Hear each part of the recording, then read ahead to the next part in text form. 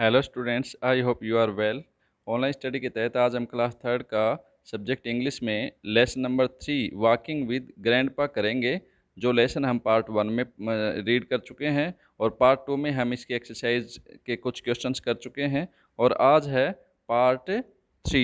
ठीक है, जो बाकी क्वेश्चन आंसर्स रह गए वो आज इसमें हम कवर करेंगे। ओके, तो पहले के पार्ट आपने नहीं देखे हैं तो देख लीजिए, ठीक है, ताकि आपको अच्छे तरीके से चैप्टर समझ आ सके। ठीक है, चलिए अब करते हैं शुरुआत। तो आज की शुरुआत में है बच्चों ग्रामर का पोर्शन। इसमें पहला क्वेश्चन है, read the following sentences and notice the words in bold. यानी नीचे दिए गए जो सेंटेंस हैं उनको पढ़ना है और बोल्ड में यानी बड़े अक्षरों में ब्लैक जो लिखा हुआ है उन शब्दों पे ध्यान दें। ठीक है, तो चलिए पढ़ते हैं। पहला से क्या बता रखा है, Aryan ate an apple. Second है, children were playing football. Third है, they went to Delhi yesterday. Fourth है, he takes exercise in the morning. और फिफ्थ है, the bus carries the passengers. और सिक्स्थ है, our house has 3 rooms. Okay, तो यहाँ हमने क्या देखा कि बोल्ड वर्ड्स में जो लिखा हुआ है ना, जैसे Aryan, children, they, he, the bus, our house, ये सब जो है ना क्या कहलाते हैं, ये कहलाते हैं सब्जेक्ट। जब भी सेंटेंस बनाते हैं हम तो ये होते हैं सब्जेक्ट। ठीक है, सब्जेक्ट मीन्स कर्ता, जो काम को कर रहे हैं। ठीक है, या हम यूं कह सकते हैं कि सेंटेंस जिसके बारे में है ना वो क्या कहलाता है, वो सब्जेक्ट कहलाता है। ओके, तो इंग्लिश में एक सेंटेंस के 2 पार्ट होते हैं। पहला होता है सब्जेक्ट और दूसरा होता है प्रेडिकेट। ठीक है, तो ऊपर दिए गए जो भी सेंटेंस है ना, इनमें बोल्ड वर्ड्स में जो लिखा हुआ है, काले अक्षरों में जो लिखा हुआ है, वो क्या है, सब्जेक्ट हैं वो। जैसे Aryan, children, they, he, the bus, our house, ये सारे क्या हैं, सेंटेंस के सब्जेक्ट हैं। और बाकी जो लिखी हुई है लाइन वो है प्रेडिकेट। ठीक है, तो ध्यान रखना इंग्लिश में सेंटेंस बनाते टाइम 2 ही मेन बातें होती हैं, एक सब्जेक्ट और एक प्रेडिकेट। जिसके बारे में कुछ कहा जाए वो होता है आपका सब्जेक्ट और बाकी जो लाइन है वो होती है प्रेडिकेट। ओके, आशा है बच्चों आपको अच्छे तरीके से सब्जेक्ट और प्रेडिकेट समझ में आ गया होगा। ठीक है, तो आगे क्या लिखा है देखिए, circle the subject and underline the predicate in the sentences given below. यानी नीचे दिए गए जो सेंटेंस हैं उसमें से हमें सब्जेक्ट को सर्कल करना है और प्रेडिकेट के नीचे अंडरलाइन करना है। ठीक है, तो हमें समझ आ ही गया सब्जेक्ट और प्रेडिकेट, तो अब इसे हम करते हैं। ओके, तो ये लो बच्चों, पहला है ग्रैंडफादर वॉक्स स्लोली। तो इस सेंटेंस में सब्जेक्ट क्या है हमारा, ग्रैंडफादर, क्योंकि ग्रैंडफादर के बारे में बोला जा रहा है कि वो धीरे चलते हैं। ठीक है, और अगला है she Seng a beautiful song. ठीक है, उसने एक सुंदर गाना गाया। तो उसने गाया, तो कौन है उसने, सी। ठीक है, तो इसमें सब्जेक्ट हुआ सी और बाकी जो लाइन है सेंग ए ब्यूटीफुल सॉन्ग, ये हुआ प्रेडिकेट। ओके, चलिए next page. Number third, teacher taught us a new lesson. तो इसमें सब्जेक्ट है टीचर, बाकी लाइन है प्रेडिकेट।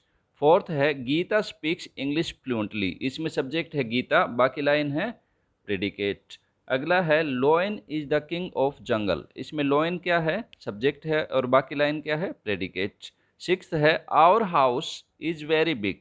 तो बड़ा क्या है, हमारा घर, तो इसमें सब्जेक्ट है आवर हाउस, बाकी लाइन क्या है, प्रेडिकेट। ठीक है, नेक्स्ट है the independence day of India. ये सब्जेक्ट है, इज सेलिब्रेटेड ऑन अगस्त 15, ये लाइन प्रेडिकेट है। ठीक है, और एट्थ है ए लार्ज क्राउड, यानी एक बहुत बड़ी भीड़ greeted him at the airport.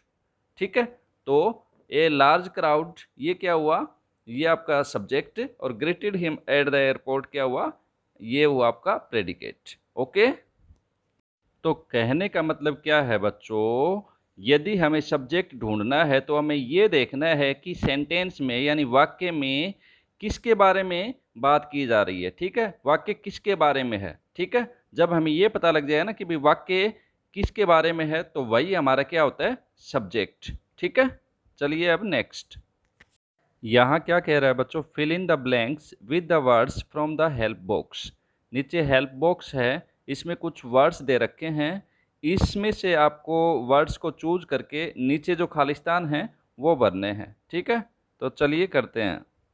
ये लो बच्चों, भर दिया है। पहले में है शी, सेकंड में भरा है आई, थर्ड में भरा है ही, फोर्थ में भरा है इट, फिफ्थ में भरा है वी और सिक्स्थ में भरा है दे। ठीक है, अब ये तो मैंने बता दिया कि क्या क्या भरा है। तो अब ये जो भरे हैं ना, ये कहलाते हैं प्रोनाउन। ठीक है, यानी जो नाउन की जगह प्रयोग होते हैं वो क्या कहलाते हैं, प्रोनाउन। अगर आपने मेरे वीडियो पहले देखे हुए हैं, शुरू से मेरे वीडियोज़ को देखते आ रहे हो आप लोग, तो आपको इजीली समझ में आ जाएगा, जिसमें मैंने पहले बता रखा है कि नाउन क्या होता है, प्रोनाउन क्या होता है। ठीक है, नाउन मीन्स संज्ञा, यानी किसी व्यक्ति, वस्तु या स्थान के नाम को संज्ञा कहते हैं, नाउन कहते हैं, और उसके जगह जो प्रयोग होता है वो होते हैं प्रोनाउन। ठीक है, तो आई होप कि आपको समझ में आ गया होगा और आप इसको ध्यान से कर लेना। अब है बच्चों लिसनिंग एंड स्पीकिंग का पोर्शन। इसमें क्या करना है, हमें इस पोएम को रिसाइट करना है और एन्जॉय करना है पोएम को। ठीक है, पोएम का नाम है गुड मैनर्स, यानी अच्छी आदतें। ठीक है, चलो करते हैं recite. Good manners are like flowers, they have some magic powers. Please, sorry, thanks are like money in the bank. Use them and see how good you can be. Okay? इस poem का भावार्थ क्या है बच्चों, कि हमें समय अनुसार प्लीज, सॉरी और थैंक्स का प्रयोग करना चाहिए। ठीक है, जैसे यदि हमें जैसे यदि आपको कोई चीज़ चाहिए तो आप कह सकते हो प्लीज। ठीक है, और यदि कोई आपके लिए कोई अच्छी चीज़ करता है, अच्छा काम करता है, तो आपको उसके बदले में कहना चाहिए थैंक यू। ठीक है, और यदि जो है ना आप कुछ गलत करते हो तो गलत होने पे आपको बोलना चाहिए सॉरी। ठीक है, तो इन्हें हमें यूज करते रहना चाहिए, ये कहलाते हैं गुड मैनर्स। ओके, अब है बच्चों राइटिंग का पोर्शन। इसमें राहुल नाम का एक तीसरी क्लास का बच्चा है जो अपने दादाजी से उनके जन्मदिन के बारे में पूछता है। ठीक है, और उनके दादाजी बताते हैं कि उनका जन्मदिन 29 मई को होता है। ठीक है, तो इस प्रकार से उसने अपने ग्रैंडफादर का जो है ना मई 29 ये डेट ऑफ बर्थ लिख दी। ठीक है, और उसके बाद जो है ना वर्ड्स में लिखना है मई 29। ठीक है, इस प्रकार से मई 29 इसने लिखा है। इसी प्रकार से आपको क्या करना है, इस टेबल में आपको अपने जितने भी फैमिली मेम्बर हैं उन सब के डेट ऑफ बर्थ यहाँ आपको फिगर्स में और वर्ड्स में लिखने हैं। ठीक है, यानी अंकों में और शब्दों में लिखने हैं। ठीक है, ये आप अपने आप कर लीजिए।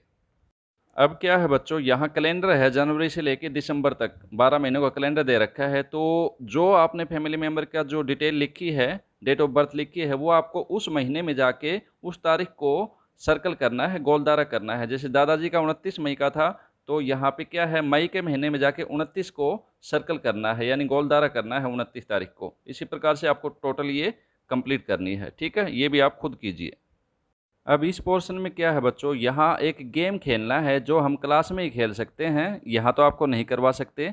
लेकिन इस गेम में क्या है, इसमें आपको स्लिप बनानी है, यानी पर्चियाँ बनानी हैं, जिस पे 1 से लेकर 31 तक आपको अलग अलग 1 से लेकर 31 तक बनानी है। ठीक है, और जिस बच्चे के हाथ में जो पर्ची आए वो उस वर्ड को जो है ना फिगर में लिख देगा आके। ठीक है, जैसे 1 की पर्ची किसी के हाथ में आई तो उसने लिख दिया ONE 1, 7 की आई तो SEVEN 7। इस प्रकार से लिखते जाएंगे और 1 से 31 तक ये पूरी जो है ना फिलअप हो जाएगा और इस प्रकार से हमारा गेम हो जाएगा। ठीक है, और गेम के अंत में क्या करना है, आपको 2 से 31 तक जो नंबर हैं उनमें से कोई 5 नंबर बोलने हैं। ठीक है, और जो भी 5 नंबर बोलेगा, जैसे 20 या फिर 16 या 22 या 23 या 12, जैसे भी 5 नंबर बोले उनको ये नीले वाली स्लिप है ना खाली पड़ी है, इनके अंदर लिखना है। ठीक है, ओके। अब है बच्चों, look at the picture of a family and write some sentences describing what each member of the family is doing. यानी ये आपको चित्र देख के आपको ये कुछ सेंटेंसेस लिखने हैं कि कौन मेंबर क्या कर रहा है। ठीक है, तो चलिए लिखते हैं। तो बच्चों पिक्चर में देख के हमें क्या पता चलता है वो हमने लिखा है कि grandfather is playing ludo, grandmother is reading a book, mother is watering the plants, boy is writing in a notebook और girl is playing ludo with her grandfather. Okay, इस प्रकार आज हमारे वॉकिंग विद ग्रैंडपा के तीनों part, यानी ये lesson 3 part में पूरा किया है। पार्ट फर्स्ट, सेकंड और थर्ड, तीनों पार्ट हमने पूरे कर लिए हैं। इस प्रकार हमारा लेसन कंप्लीट हुआ। आप तीनों पार्ट को बार बार देख के लेसन को ईजिली आराम से कर सकते हो। ओके, बाय बच्चों।